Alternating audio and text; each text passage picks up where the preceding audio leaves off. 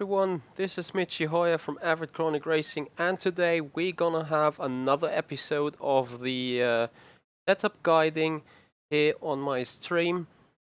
We're gonna have a look at the latest update or the latest version of Formula SimRacing car.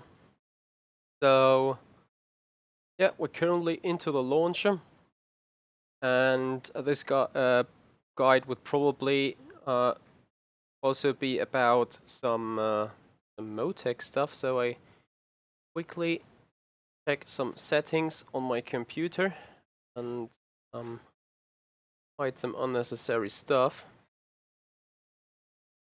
The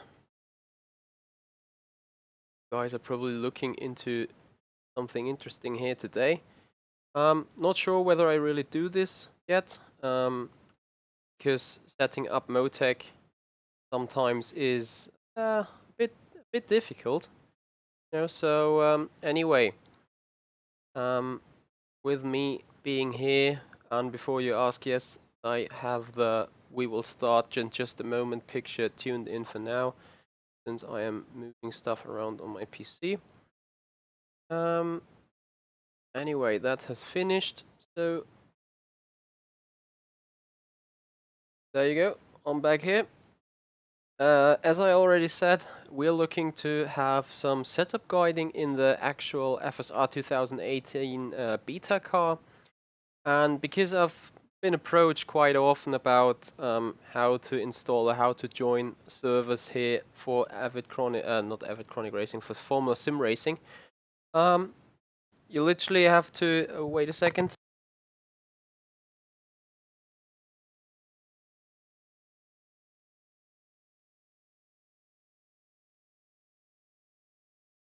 I was poked from the outside. Well, that's live streaming, you know. Things like that happen. So, because I was asked a couple of times on how to get on a server, how to get the related content being installed, we're going into the multiplayer section. Sort everything by name. Just makes it easier to find. The server we are approaching will be the Formula Sim Racing.net #1 or number 1, however you want to see it. Currently on there, Spa Francochamps, which is exactly the track we want to go. So we click start, and if you don't have content installed, then there a little window appears where it says what it's about to download, what to get in, and what's the current progress and stuff like that. So yeah, it's really really easy, like really doing it itself. So yeah, we're now entering the track.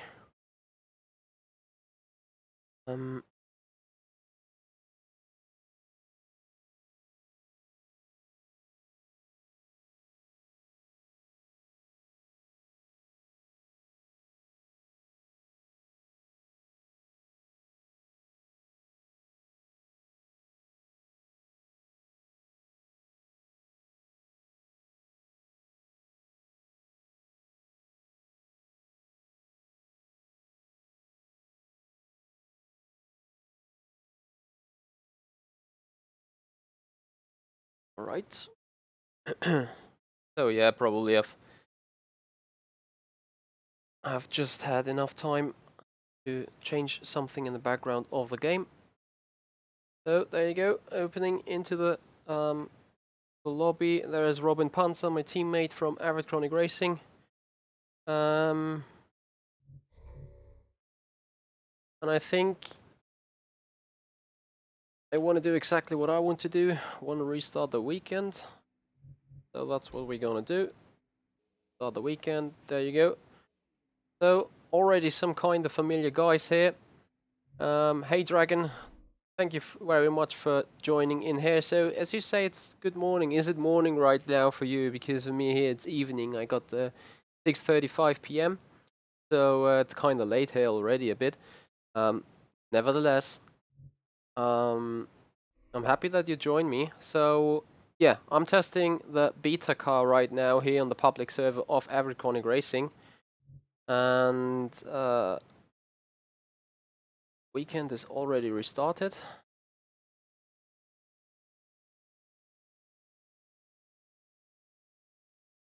No offense to anyone, definitely. Yeah, I'm just testing the current beta car. It's the version 0.65 of Marco Conti. And the car will be designed the way that when being on full fuel, you could race it with engine mixture, race 1, and in race mode without running out of fuel. Race 2 and max power, obviously different engine settings, which gives you the chance to do some overtaking and stuff. So anyway, that's a lot of things happen here. Oh, Dragon, that's very, very early. So you're living in the Pacific Standard Time Zone, I think. Nevertheless, really appreciate you being around in that early stages of the day. As I quickly will keep the car as it is, really standard set. The only thing I will do, because it's personal liking, is increase maximal pedal force.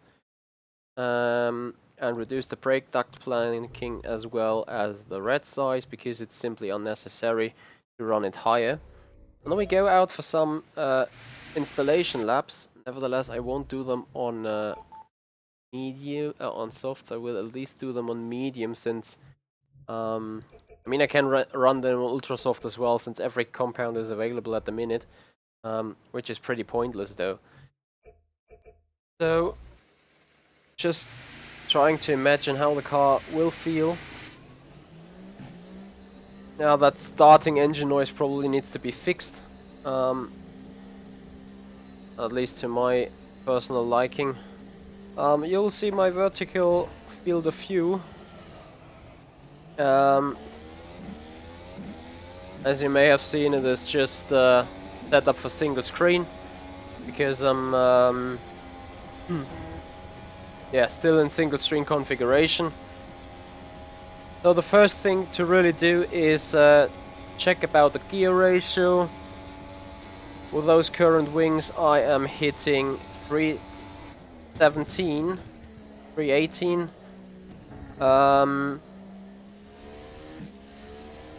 And with the RPM I was around 11,600, whereas 12,500 is the maximum. So for this type of wings, the gearing would be a tiny bit too long, I think.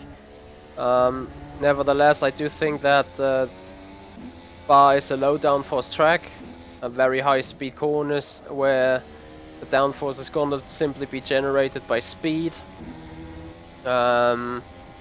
Very long straights, and here's something interesting about this track. Like, I mean, we all can agree that aero, you need a little more aero than you would need around Monza circuit.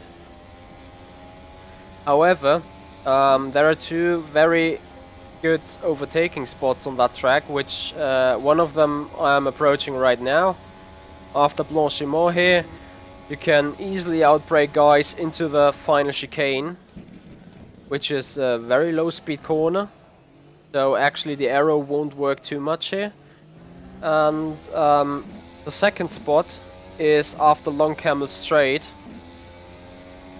which we are entering just about now, because after La Source you go down, go flat out through Eau Rouge, and in those low speed corners the aerodynamics do not play a role at all.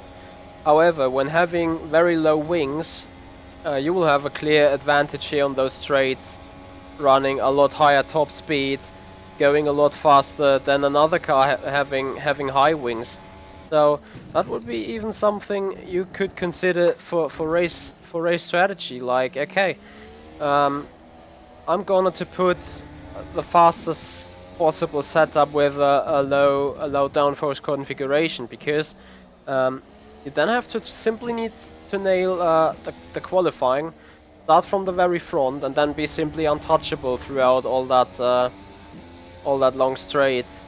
And the only thing where you could lose is semi-high speed or high speed corners like here, but in that area overtaking isn't really possible. So unless the other guy really goes around you on the outside line, on a chicane or on a corner like that, well then it's a good job being done by him.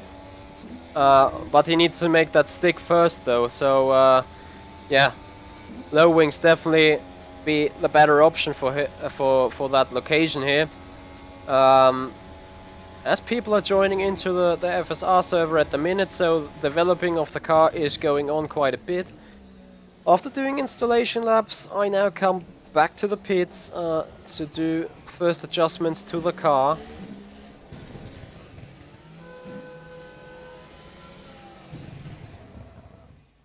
About the engine sound, I just say that the sound of the ignition and the sound of the starter is being way too loud. That needs to be fixed. And obviously it's a little bit squealing, like someone else said it on the stream last time around as well. That the engine sounds are a bit squealing on that, so yeah, I think those are one or two things they still need to be looked at mod-wise. Anyway, as I get a little beep on my phones that they are running low on battery, so I quickly have to put them in with energy.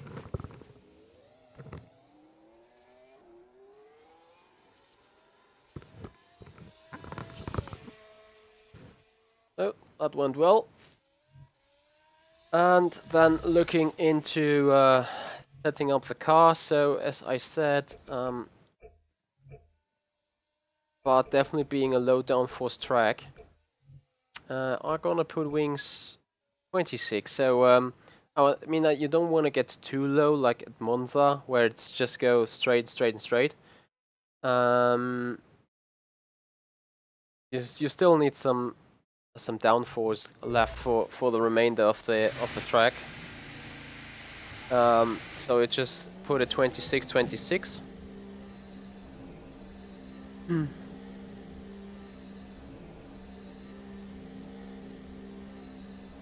Oh yeah, I'm not. I do not want to get rid of the high squealing sound of the engine. It's alright, but if I remember myself right, towards the FSR 2016 car, I had a lot more fun enjoying watching, listening to that sound. So here's the check on DRS, 26 wings, and we hit out 335 with 12,300 RPM there. And now I'm of the opinion that the gearing is a little too short, because I do think around 12,000 RPM the power drops out a bit.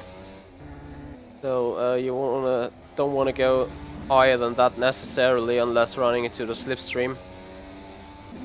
Then the power outcut probably doesn't play too much of a role. As I'm now feeling that this setup is a bit too less grippy, so just talking aerodynamically, you have to take corners a lot slower. So definitely less speed involved in here.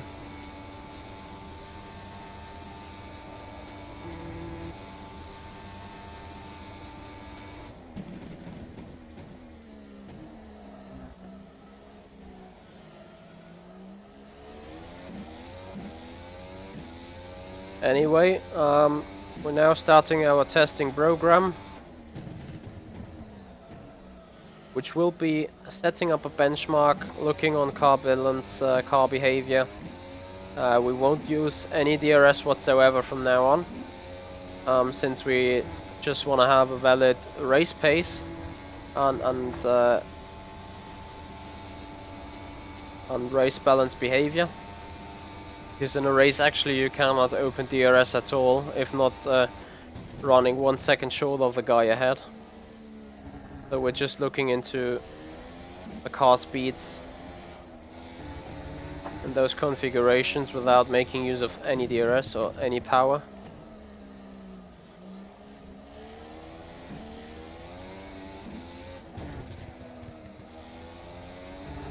as I quickly reset the time bar at the top. Hey Daniel, thanks for being around. Why is your opinion that this car is just as bad as last year's car? I mean, last year's car had a standard suspension, which was just driven by values, whereas this year's car has a real life simulated suspension. So it's actually more reality being moved into that.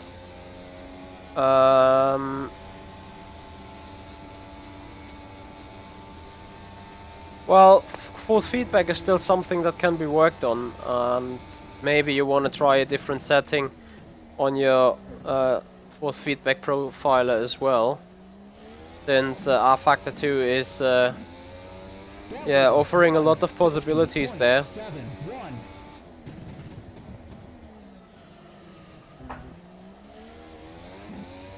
Because to me, actually, the force feedback is, well, it's not perfect, I agree, but it's just giving enough feedback to me.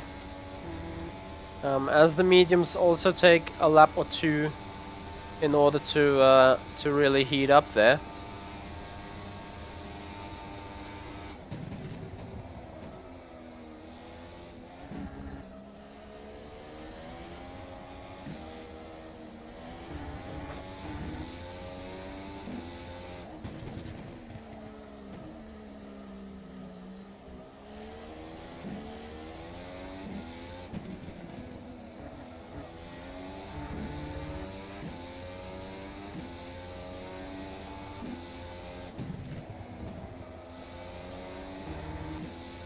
As you see, the guys trying to compare about their lap times and everything,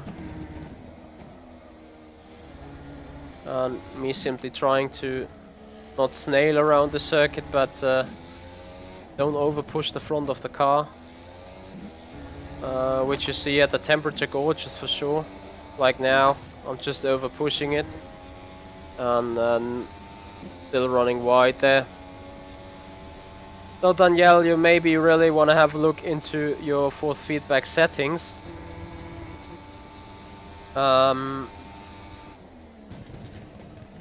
Sometimes that's the key towards having better force feedback in the end. As the car was a little twitchy out of the final corner there.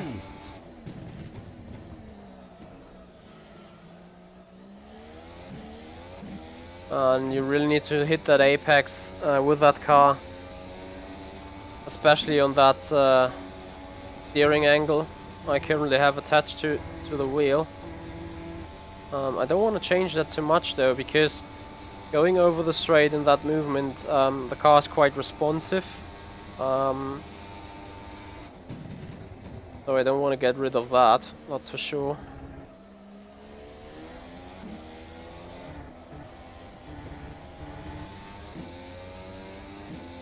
Have a little look at track limits.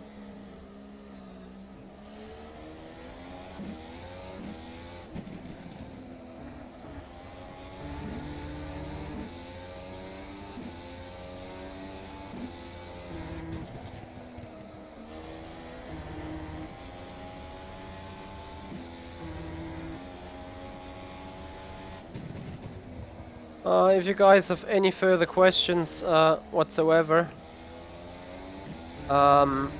just feel free to ask. If it's anything related towards the game, towards the car, towards FSR, or especially towards our racing team, Avid Chronic Racing, feel very free to ask. You will definitely get an answer from me.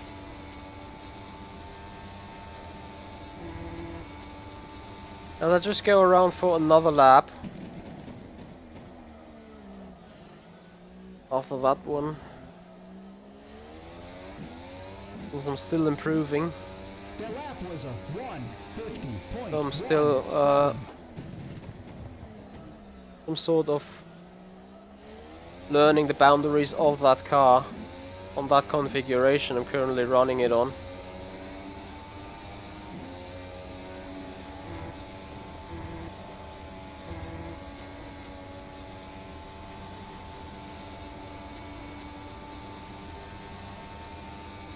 I think you mean those digital numbers here on my overlay display from Track Map, because the current FSR car doesn't have a dash on the wheel at the minute. And yeah, I'm able to explain all of these. Do you want to know something in particular?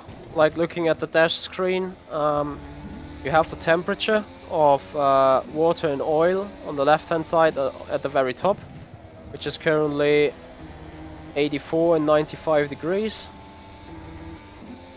Then obviously you have speed, pedal inputs, top speed being reached in that session or in that configuration. The timer for T1 says actually, or now it's T2, that I'm a little more a tenth off pace compared to my personal best, and I'm like 2.116 seconds off pace of Robin Panzer's lap. You can see that right beside the speed, the velocity. That's what those red numbers there say. Then on the right hand side of that there is KERS and DRS. I will show you on the main straight how this is looking. And you will probably see the red bars being at the very right. Those are another indicators for your speed compared to the guys. And here you can see the DRS blinking beside them. They both turn green probably. Yep, they do both, because I'm setting in purple and I'm setting in a personal best in sector 1. They will be probably green on the top and red at the bottom after the second sector, because losing out on the low fuel in second sector, but currently still being faster on my personal best. And on the lower line you got going from left to right the current fuel load, 127.4 liters, fuel usage per lap 3.4 liters.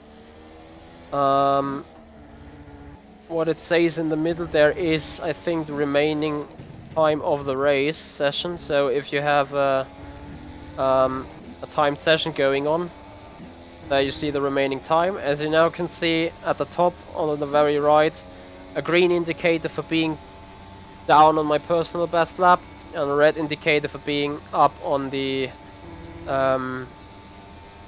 absolute best lap being put in the session.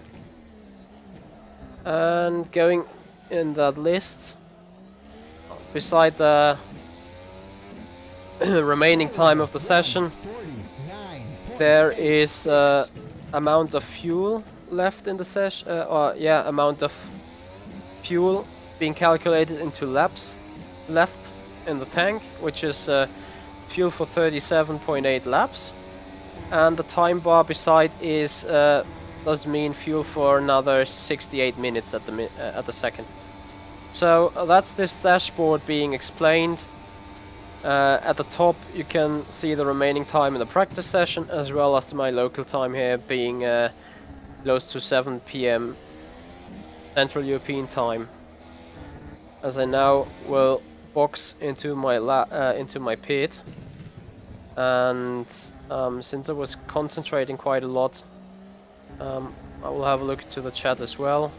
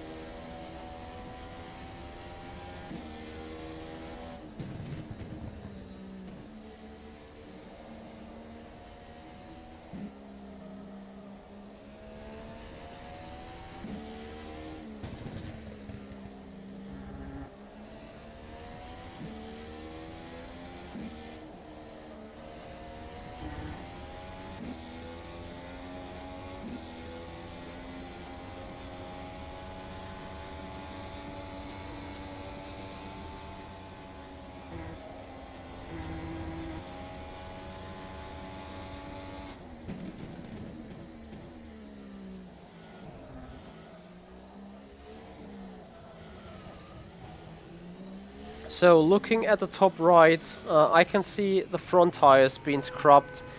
86-87% of rubber wear on those tires, whereas the rear has a lot less. So that's something that will be interesting to see on a Motec file.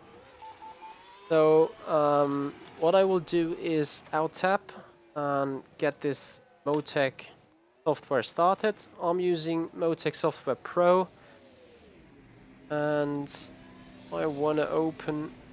Can I open an existing project? I'm not sure. Project. Probably have to do it. So there's all my stuff. Being racing. That's probably because I've moved my library around last time. I probably need to find that.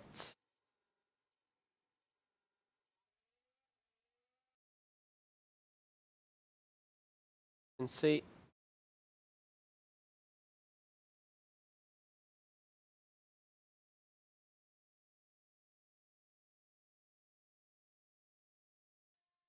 Well, anyway, I create a new project quickly. We go circuit, call it circuit 2.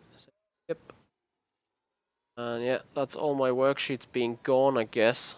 Being back to standard. Anyway, we probably be able to see the basic things we want to look at. So we go racing, go into the Motec log files. That's where they are stored. And this is loading a tiny little bit right now.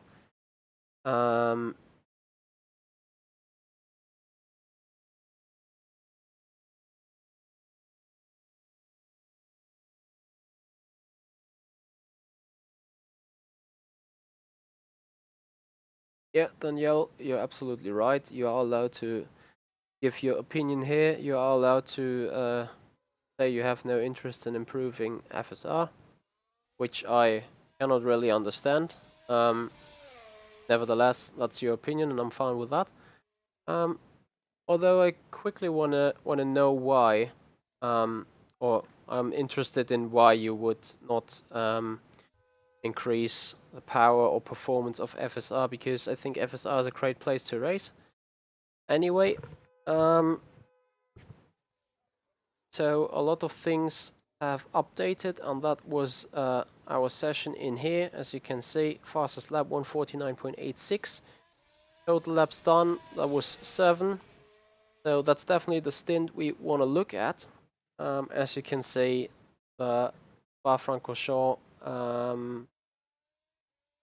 track map and stuff like that. And we want to have a look into tires, and now you can already start to see what's the current problem on this and not on this car, but on this high tire wear there. So those are higher temperatures on the front tires there. Probably we only want to look at the front left, since that is considerably higher. And here we wanted maybe to see the comparison. We're probably gonna look at saying the rear left tire there, so the rear right, those, but we get on the tire temperature of the rear left. And here you can see kind of get that in a second. That's job.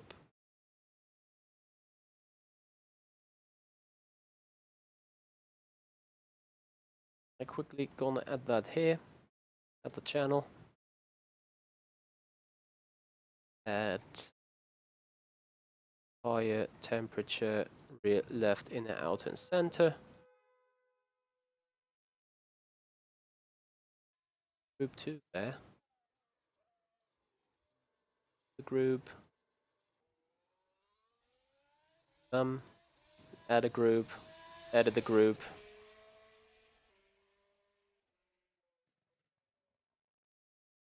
Channels.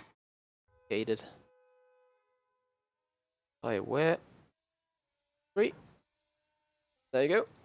And now I think you have a good comparison on the highest temperatures here. So the rear tires, that sounded nasty. Spinning it a bit at the exit of turn 2, you can see here's the red dot. So we have a little bit of wheel spin going on in the back while still scrubbing on the front. However, looking at those gauges then, that's a rouge here. All the tires are being treated the same in that area. But now here it really starts to differ because on the rear, you don't go too hard on those tires, and you don't spin them a lot, you don't slide them a lot because the car is very understeery. So the temperature just sticks around the 100-degree area, somewhere like that. Probably goes even a bit more down when being on the straight or not putting load on them. Whereas as you can see on the front left tire, the temperature is rising quite a lot, quite massively. So you have high temperature of the center tire being 105 in the back, and at the same time here going through that long 180-degree turn, and I don't really push it like here before no name corner. I don't really push the car. Nevertheless, the front tires are like 90 to 100 degrees hotter than the rear, so the front's definitely going to get cooked on that car. So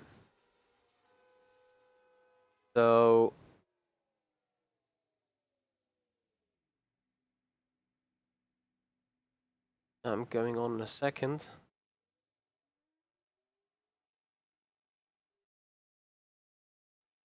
As I quickly go through the feedback of Danielle, and I think, well, FSR lost some potential, lost some skill, and lost some performance, as well as competition, as who is left, nevertheless, with at least 2 or 3 guys from FSR of this year, or even 4 guys from FSR of this year making it into the World Fastest Gamer competition, into the rFactor 2 finals, definitely shows that Formula Sim Racing is not some kind of place where you're sandbagging around and getting easy wins.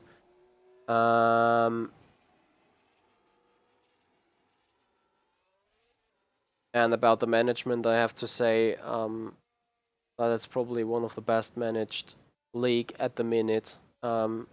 I mean, honestly, in iRacing, in the iRacing World Championship, you cannot even see constructor standings when not being in the competition. So as a human being, just interested to watch, you can't really see constructor standings, you can't really see results. You have to browse and look for it yourself. And I mean, that's just the basic things towards the outside, but managing on FSR is a different topic. Anyway, as I'm going on to explain, as you can see throughout the lap, the rear tires, that's probably a peak when really pushing the car through a corner, 120 degrees outside of the at the exit of the last bus stop chicane, 140 degrees. Nevertheless, when looking at the top here, 160. 194, 180. I think here around somewhere was 200. Well, 198. So that's definitely an interesting thing. And now, if you look into the tire wear as well, which I'm going to bring up in another diagram, you can clearly see, especially here, there is a lot of front tire wear being put on the front right this time. So what I will do is I get a way of sorry, was the wrong one. I will quickly show you the temperature of the front right at that stage, and then you will see a tragedy going on here with my current setup as I'm dialing towards that thing. And right, this is the point where the front right is starting to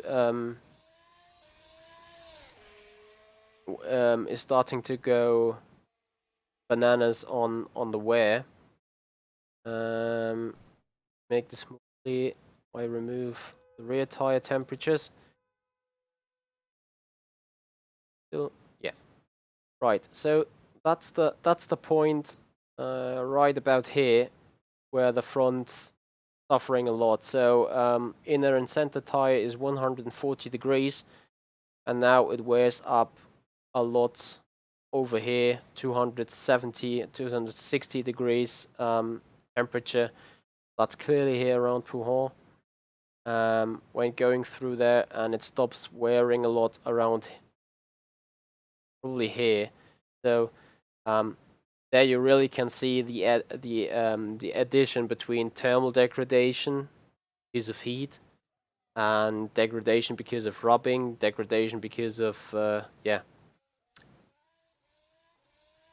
stuff being produced. Anyway, we're going on. So what we definitely need to do is get rid of the load from the tires at the front, or shift the load a little bit more backwards. And there is a lot of possibilities to do that.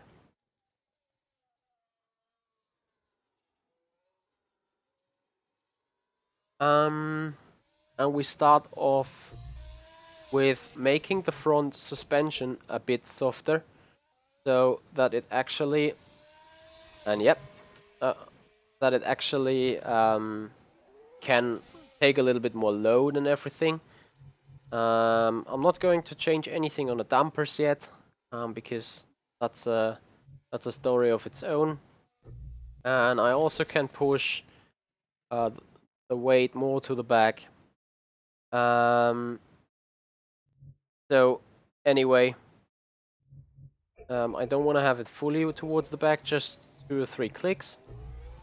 And because it's this track is still, I mean, especially Pujon is very down to downforce as well.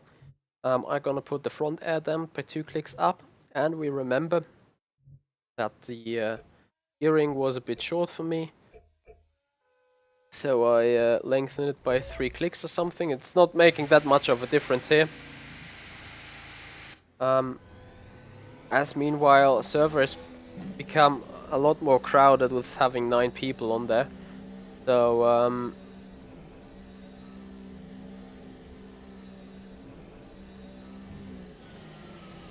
Danielle, it's interesting that you say you need formal contracts to race on FSR, which is definitely not the case.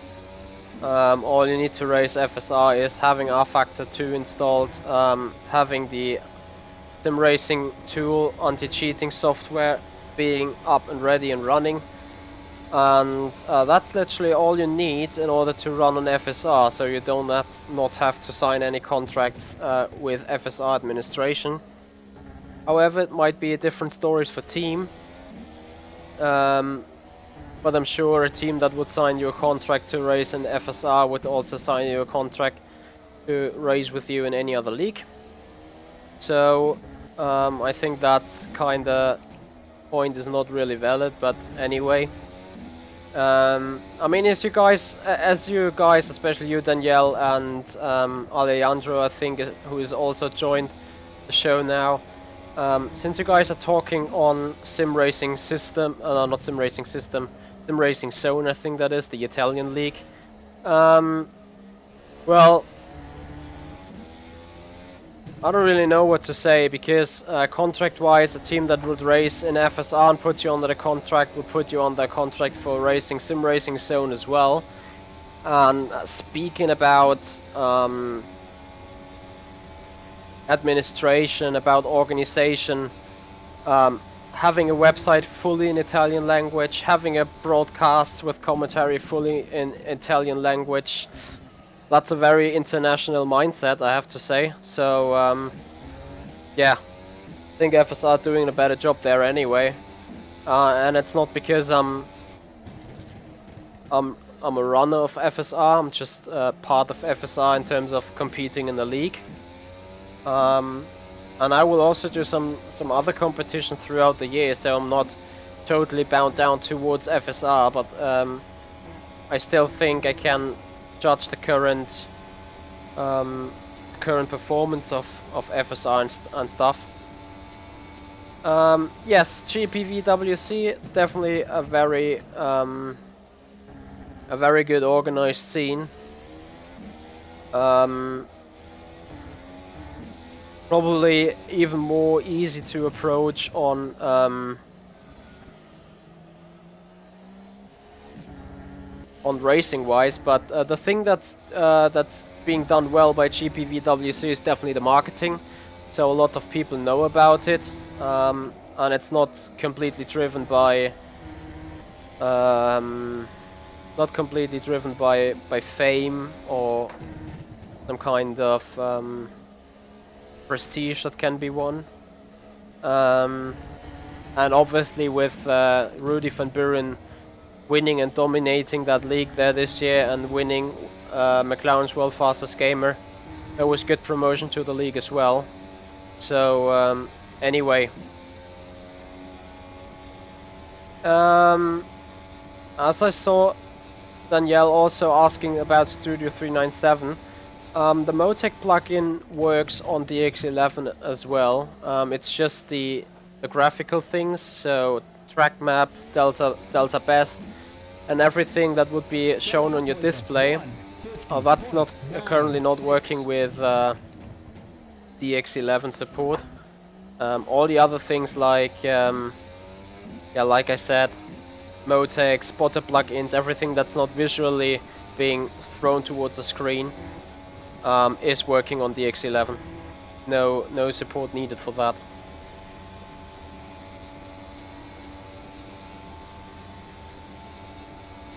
So we do not hit the same speed still, because going on with a front wing by 2 clicks. However, with a front soft suspension, we're definitely looking around to do another 6 or 7 laps. We will see, and then have a look towards higher degradation. I mean, as you can see, I can go a lot quicker throughout those corners now, with front wing being added. Definitely helps in the cornering sectors like here where I'm currently at.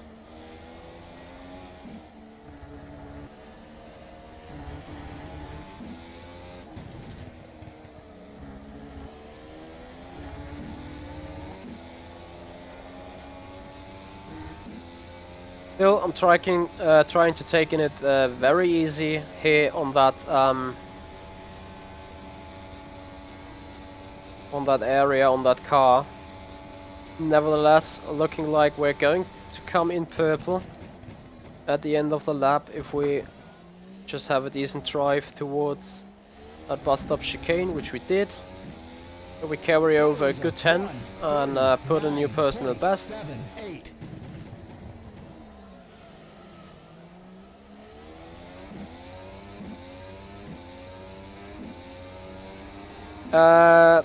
Potsisk, yeah, you're allowed and very welcome to join the server right now.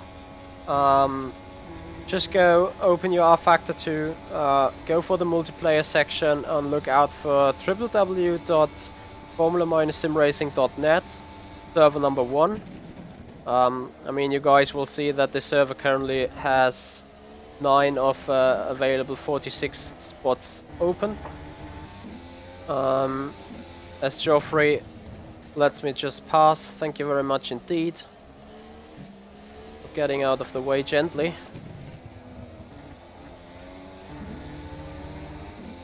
There are currently 8 people on the server, feel free to join if you guys want.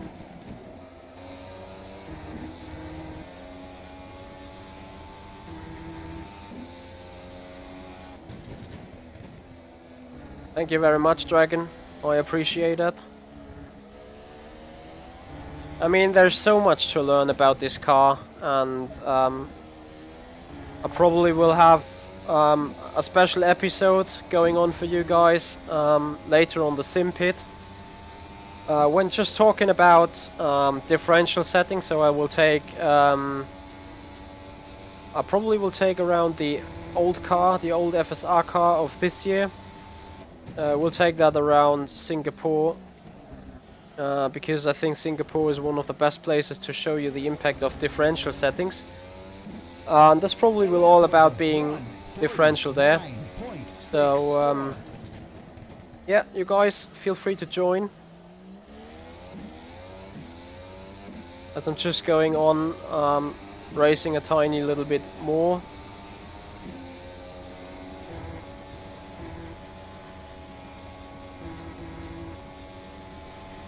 So I'm definitely looking into how many laps I'm going to do on that car then, and I think it's just around another 2 laps to go before like parking the car and see the impact of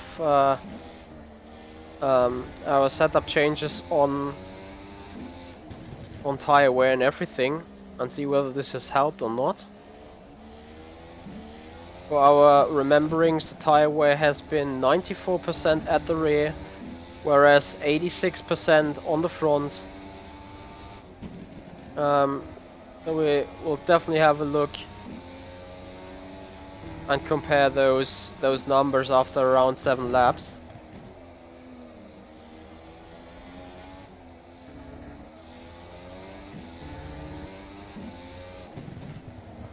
And I hope you guys agree that those stints are so far kinda equal in terms of performance, because right now I'm still pushing the same way than before.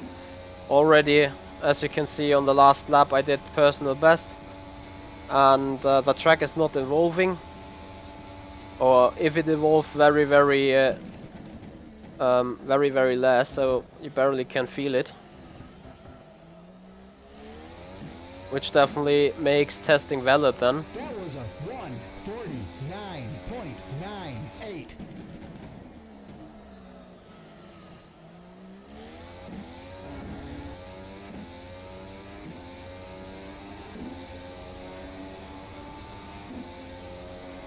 So this is gonna be the last timed lap of that stint, I think, and then I go box, because that will then be 7 laps done.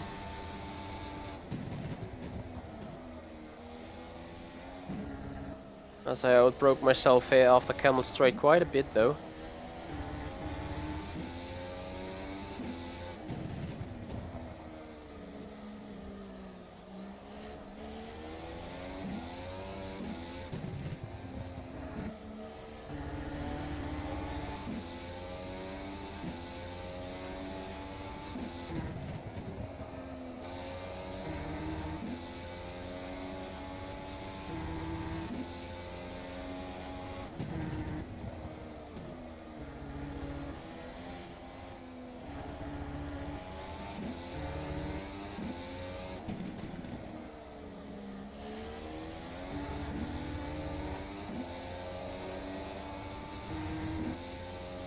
This time there's not too much of an issue to go around that uphill right-hander there into the 3rd sector.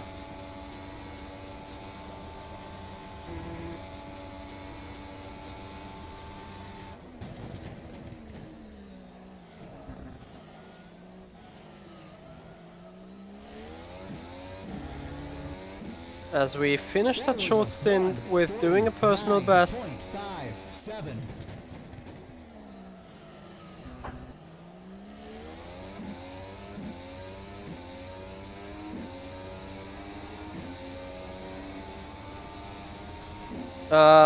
Yeah, I'm currently using the Logitech G29 stock pedals. If I would spend 1,000 quid on 3 pedals, like what 3 pedals? You mean three sets of these Logitech pedals, or what you mean?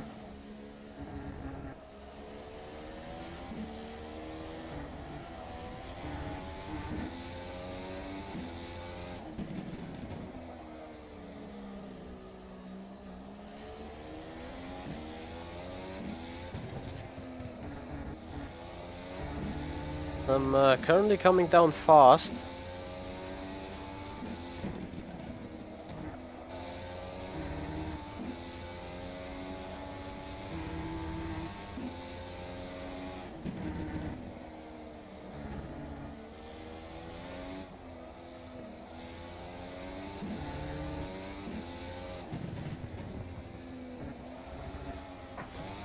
and that was a little bit too bad there. Anyway, wanted to go into the pits, and then we will go back towards Motec to just verify our testing, as I accidentally hit the fuel mix. So going towards the pits, front tire wear, oops, slightly touching the wall, a little bit better. So we had 86 on the front left, 87 on the front right the last time around, as well as we had 94 and 95 on the back, I think. So tire wear in the back increased a little bit, tire wear on the front decreased a little bit, lap time improved by, I don't know, a few tenths. Let me have a quick look. So yeah, identical stint length and faster lap times in general, which again has nothing to do with the track evolving at all whatsoever. There is no really track involvement going on, like if any, very less. So what we're going to do is look at the gauges and the gauges as well. So go back to samples, channel reports, and we're gonna have a look at something different here. So we have channel reports, look at properties, and I do not need any of those, so remove all, and then I'm going to add tire wear. This will make us interesting things. So we will see about the change here of the interval change. Nope, that's wrong. I was looking for in right height. My fault. So I was higher where. There you go. That's what I was looking for, and in that period I want to see on the change and properties, decimal places. Right, so properties. Probably have to do it for all of them. Just let me do it quickly, and then I can really tell you the difference between the set we used before and the set we just use now. Right, there you go. So we want to look at the front left tire, which is the worst of all those. Here you can see a front tire usage of around 2.2, 2.1, 2.5, depending on how much you push. And that was in the stint before, so with all the lap times being 50s here. So what we do now is add the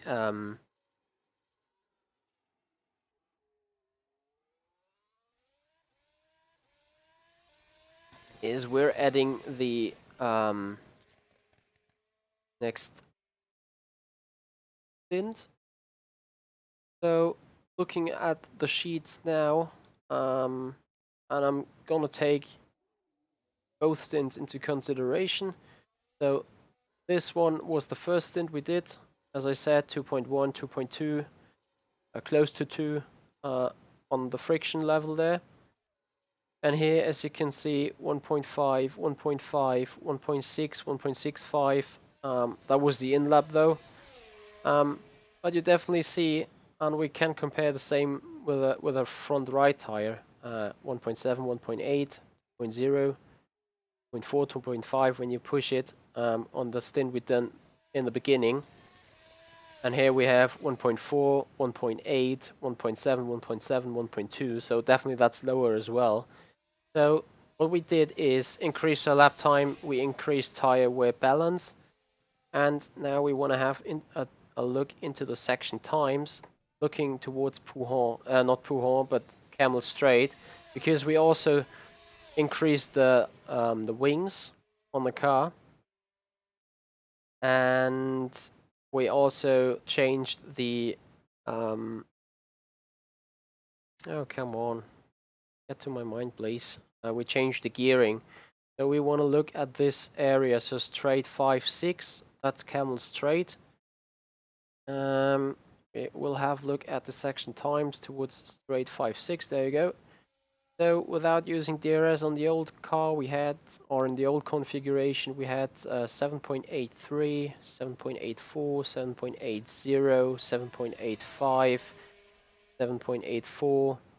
So it was, sorry, just until here. So it was just going around 7.84, 7.85.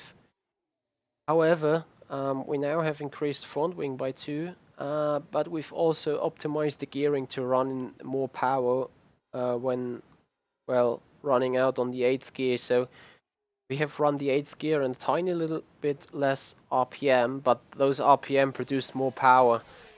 So despite more drag, here is the list with the new settings. So 7.84, identical.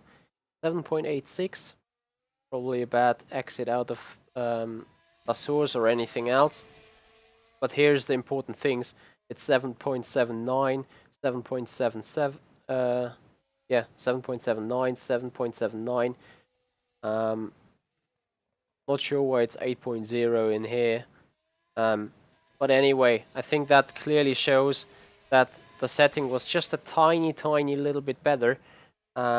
Despite having more drag, having more downforce, and everything, yeah, being changed here.